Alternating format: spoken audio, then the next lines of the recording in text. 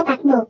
Dalam rangka keviralan si Raja Ular Kobra punyanya Kokang Panji Petualang Garaga, oleh karenanya kami akan membahas si Raja Ular tersebut dalam perspektif berbeda.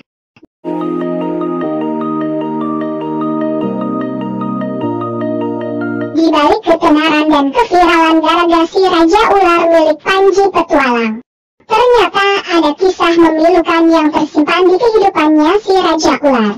Menurut penuturan Abang Panji, Garaga itu dia tangkap untuk disimpan di konservasi hewan dan taman hewan.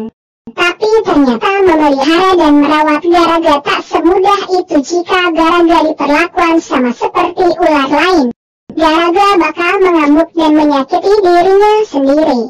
Menurut penuturan Panji di salah satu wawancara dengan YouTuber kondang, Garaga awalnya ditemukan di kawasan Sumedang di area lahan pertanian masyarakat. Setelah ditangkap dan diobati oleh Panji, ada niat untuk melepaskan kembali Garaga ke alam. Tapi, ada kekhawatiran habitatnya tidak sesuai untuk Garaga dan ditakutkan kembali ke pemukiman dan dibunuh warga. Apalagi di tengah banyak berita kemunculan ular kobra di mana-mana. Sangat tidak aman untuk melepaskan Garaga ke alam untuk sementara waktu. Oke. Oke. Kita coba rentangin dulu, gue pengen lihat seberapa gede ini ular sih. Ya ampun gedenya. Asli ini gede banget Kang. Tuh. Ini mah gede banget. Paha nih. Bener, kayaknya yang di sama Bapak petani tadi. Iya, yang Bapak yang tadi lagi nebang pohon bambu itu. Kayaknya ini kan. Serius bener ini. Oke. Mantap teman-teman kalau gitu, ini udah dapat kita barangnya. Ya. Aduh. Mantap teman-teman kalau gitu, ini kita udah dapat hewannya.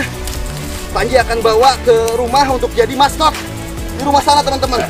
Karena king cobra gede kayak gini jarang ada. Dan kalian bisa lihat sendiri, kita nemuin malah di daerah sekitar pertanian masyarakat. Iya. Ini kalau misalkan warga yang takut bisa dibacok mati nih.